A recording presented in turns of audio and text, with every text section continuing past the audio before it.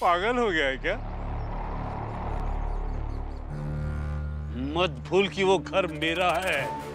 जिसे चाहूंगा उसे रखूंगा और जिसे चाहूंगा उसे निकाल दूंगा। अब चाहे वो घर जिसका हो, आपका घर होने के बावजूद आपकी इच्छा के बिना हम वहां जाकर रहेंगे।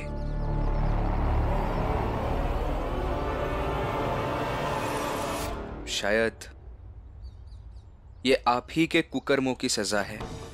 गलती के लिए तो सजा मिलनी चाहिए, और दंड के बिना कोई अपराध बंद नहीं हो सकता। क्योंकि आज ही किसी ने मुझसे कहा है कि हर गलती को दंड मिलना आवश्यक है। अच्छा, ठीक है, फिर मैं भी देखता हूं कि तुम उस घर में कैसे वापस जाते। जोशी जी, आपको जो करना था वो तो आपने कर लिया, अब देखना ही तो बचा है, तो फिर देख ही लीजिए।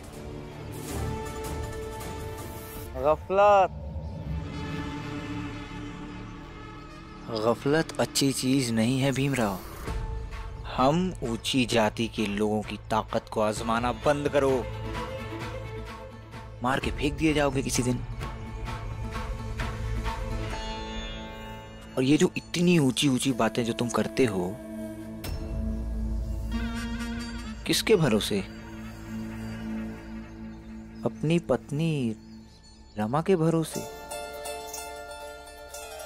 ये तुम्हारी तारीफ में दो चार बड़ी बड़ी बातें कर देती है, और तुम्हें लगता है कि तुम्हारी औकात किसी ने देखी ही नहीं।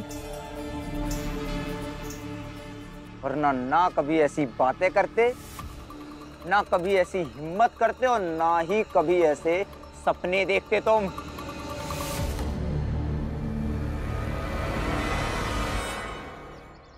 आप लोगों ने कभी न्याय का नाम सुना है? शायद सुना होगा। न्याय से बड़ी किसी की भी औकात नहीं होती है, और उसी न्याय के भरोसे मैं ये सब सोचता हूं और कहता हूं। मतलब तुम्हारा न्याय कहता है कि तुम मेरे ही घर में मेरी ही मर्जी के बिना जबरदस्ती रहोगे और मैं रहने दूंगा? वाह जी वाह, ये तुम्हारा न्याय तो बड़े कमाल का है। इससे तो तुम कहीं भी रह सकते। यूं दर दर क्यों भटक रहे हो? देखिए सेठ जी, ये न्याय सिर्फ मेरे तुम्हारे के बीच तय नहीं किया जाता है, बल्कि जरूरत, आदर्श, स्थिति और भविष्य का संतुलन, ये चीजें देखकर तय किया जाता है।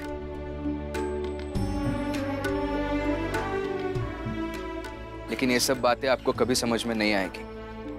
आप रहने दीजिए, हम चलते हैं। चला बाबा, चला। मन ही मनोरथ छाड़ी दे, तेरा किया न हो। पानी में घी उनी कसे, तो रूखा खाई न को।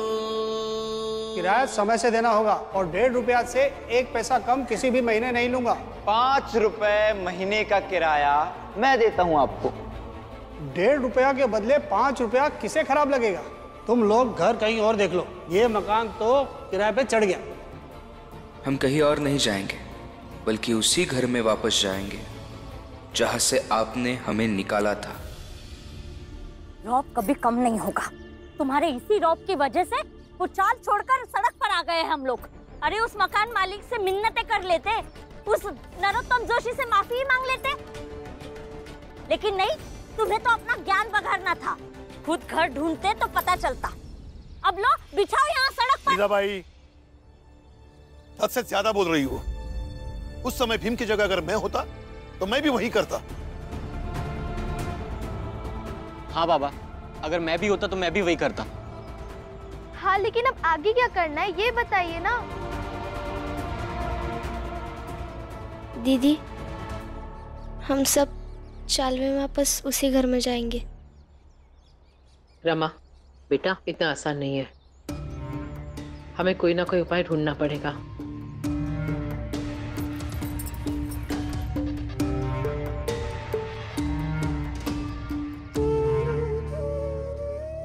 बुआ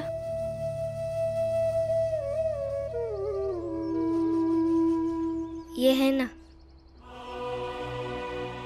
कोई ना कोई उपाय जरूर बताएंगे।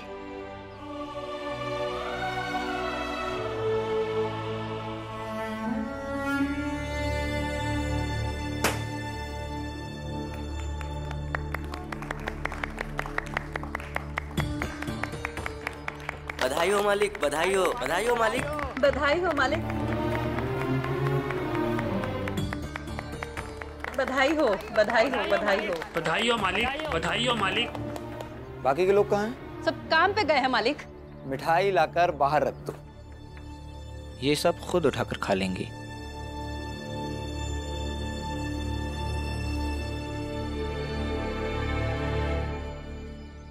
खाओ, तुम लोगों के लिए ही है। जी जी मालिक।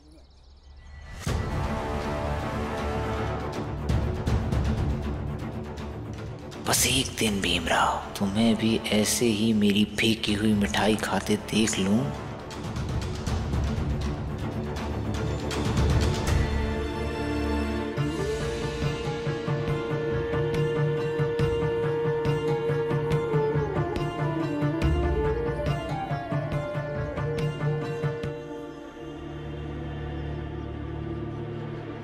बुढ़िया,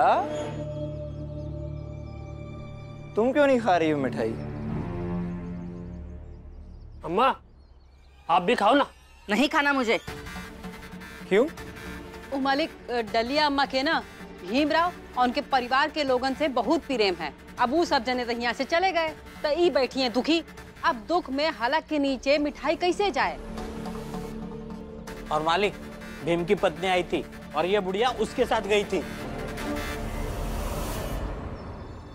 बुढ़िया कहाँ गई थी उसके साथ?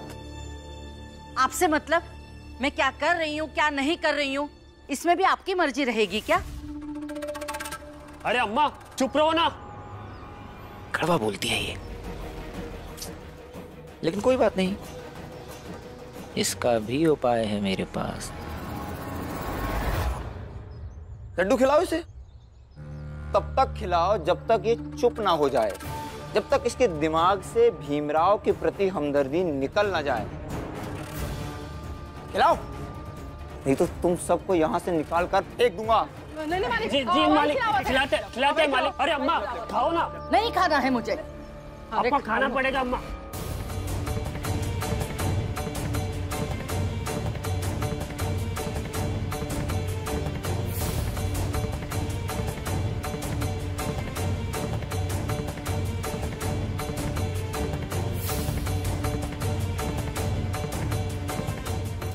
अम्मा मालिक माफ कर दीजिए। अम्मा को माफ कर दो मालिक। औरत है। एक बात तुम सब कान खोलकर सुन लो। जी मालिक।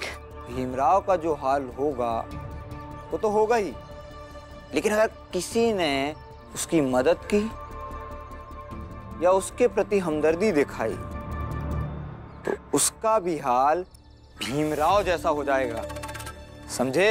जी मालिक। जी मालिक। जी मालिक। बाबा, हम पुलिस के पास जाएंगे तो कुछ नहीं होगा क्या? नहीं बेटा, मुझे नहीं लगता। और फिर पुलिस में भी वही लोग होते हैं ना जो छोटी जात के नाम पर हमारे चाल में चोर ढूंढने के लिए आते हैं। बाबा हम उनके पास जाए क्या? किनके पास? वही जो ये बनना चाहते हैं। बैरिस्टर? हाँ बाबा वही। अच्छा, और पैसे कहाँ से दोगी? उनको पैसे देने के लिए पैसे नहीं चाहिए? इन दोनों बाप बेटे की 4 महीने की कमाई भी मिलकर उतनी नहीं होती। और बाप का दूसरा बेटा कुछ कमाता भी नहीं है, यही कहना चाहती है ना आप? क्यों ये सब बातें आप बार बार कहती रहती है? आप प्लीज थोड़ी देर के लिए शांत रहिए ना, मुझे कुछ सोचने तो दीजिए। सोचो। भीमराव,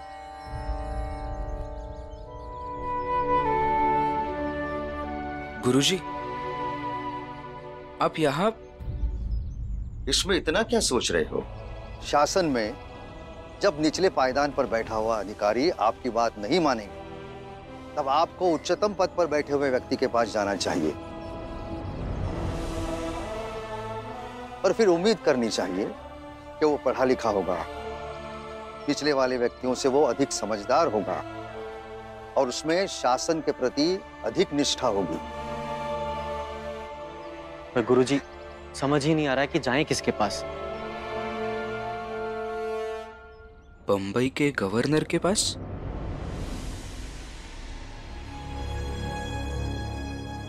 भीम बेटा, कैसी बातें कर रहे हैं? बंबई का गवर्नर भला हमसे क्यों मिलेगा?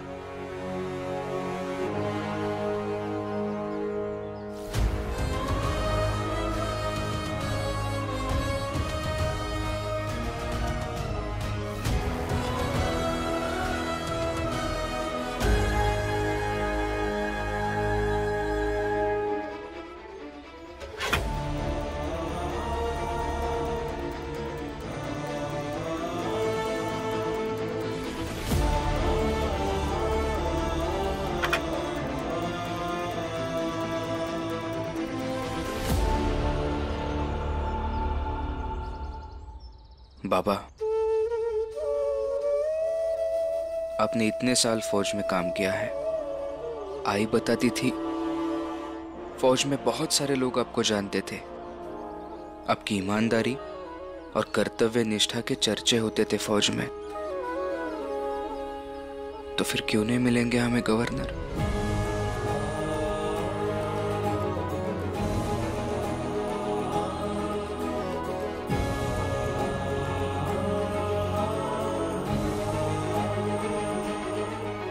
भीम भैया, आप इनकी चिट्ठी पढ़कर जवाब लिख दो ना। जा बेटा, चिट्ठी का जवाब देकर आ।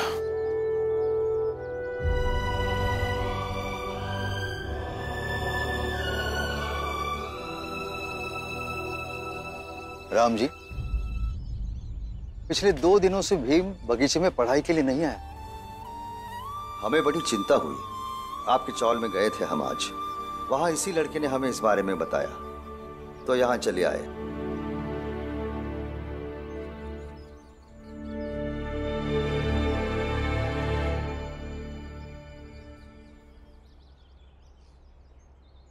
रुको, कहाँ जा रहे हैं आप लोग? हमें गवर्नर साहब से मिलना है। अपॉइंटमेंट है? दिखाइए। जी, अपॉइंटमेंट तो नहीं है, लेकिन उनसे मिलना बहुत जरूरी है। बिना अपॉइंटमेंट नहीं मिल सकते आप। देखिए, मैं रिटायर्ड सूबेदार हूं। मैंने सरकार की सेवा वर्षों तक की है और आज मुझे सरकार की मदद चाहिए। आप एक बार उनसे जाकर कहिए तो सही। बनिए का दुकान है क्या ये? हाँ, पता है गवर्नर कितने बड़े लोग होते हैं। जाओ, पहले अपॉइंटमेंट लेकर आओ। जाओ। ठीक है, एक बार। ठीक है, कहाँ से लेनी है अपॉइंटमेंट? लो आ गए, ये बताएंगे। क्या हो रहा है यहाँ पर? नमस्ते साहब, हमें गवर्नर साहब से मिलना था, उनकी अपॉइंटमेंट चाहिए थी। अच्छा, काम बताएं। जी, हम एक चाल में रहते थे, लेकिन हमारी जात की वजह से वहां से हमें निकाल दिया, जो गलत है। कौन सी जात के हो? सर, वही जात जिसे साजिश के तौर पर समाज अस्पृश्य कहता है, और हमारे साथ जो हुआ है वो भी एक साजिश ही है। हमारे मकान मालिक का भतीजा मेरे कॉलेज में पढ़ता है और कॉलेज में भी वो मुझे पढ़ने नहीं देना चाहता। उसके ज्यादती पर मैंने कुछ कहा तो हमें मकान खाली करने के लिए कहा गया।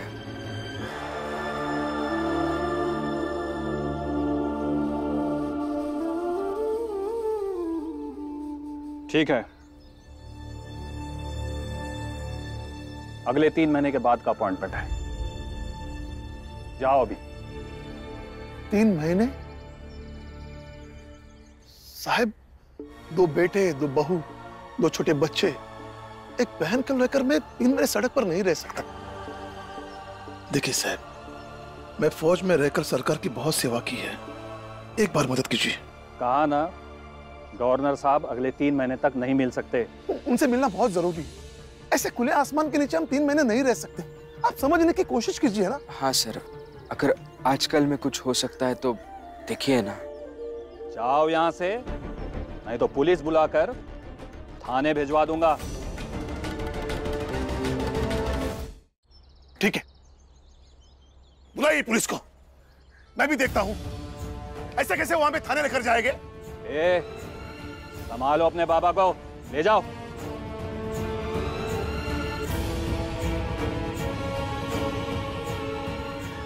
चल भीम, अंदर चलते हैं। पुलिस आएगी तो देखा जाएगा। बाबा आप रुकिए, गुस्सा मत कीजिए। हमें कुछ और तरीका सोचना होगा। क्या तरीका सोचे? देखिए बाबा, सोचेंगे कुछ ना कुछ तरीका मिलेगा गवर्नर साहब से मिलने का। हाँ, और वैसे भी ये लोग हमें अंदर नहीं जाने देने वाले। इससे अच्छा है कि यहाँ से चलते हैं बाबा। आइए आप।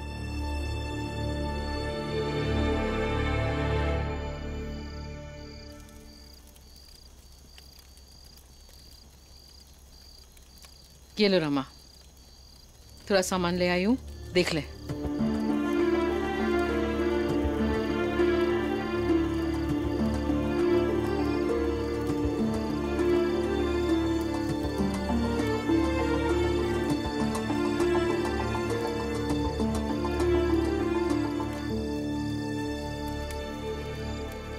हद करती हूँ, वो वहाँ अकेली खाना बना रही है और तुम दोनों यहाँ बैठ के गप्पे मार रही हो। नई जगह है देखिए, तो कारभार भी नया है तो बंदोबस्त भी नया रहेगा। इस सड़क पर किसकी वजह से आए हैं? उसी की ना। कितनी बार समझाया है उसे, है कि नहीं, कि उस भीम को बोले पढ़ाई लिखाई छोड़कर किसी काम धंधे पर लग जाए, लेकिन नहीं। उसे तो अपने पति की चापलूसी करने से फुर्सत नहीं है।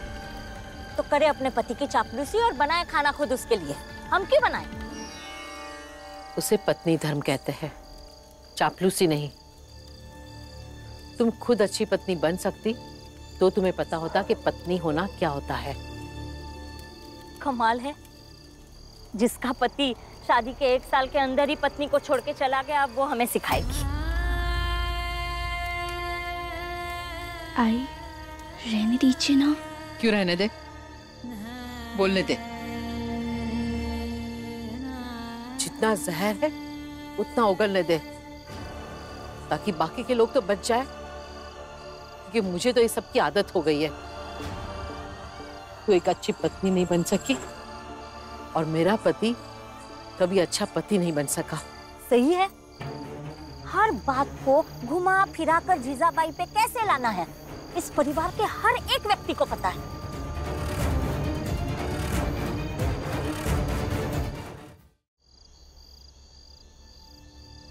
ये ले लक्ष्मी, नारियल पानी पी लेना।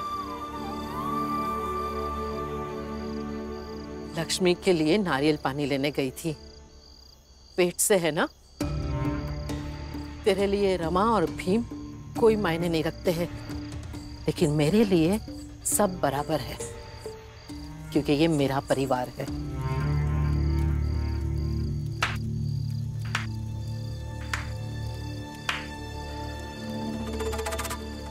वाह, अच्छा है, मतलब यहाँ खाना बन रहा है, यहाँ नारियल पानी पिया जा रहा है, एकदम वो घर वाला माहौल है ना।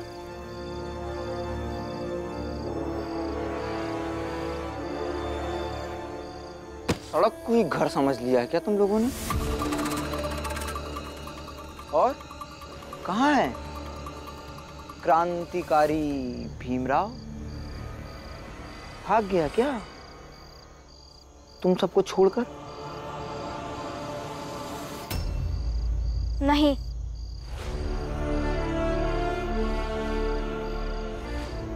वो कुछ छोड़कर नहीं जाते। छोड़कर भागना तो आपको पड़ा। फिलहाल कॉलेज से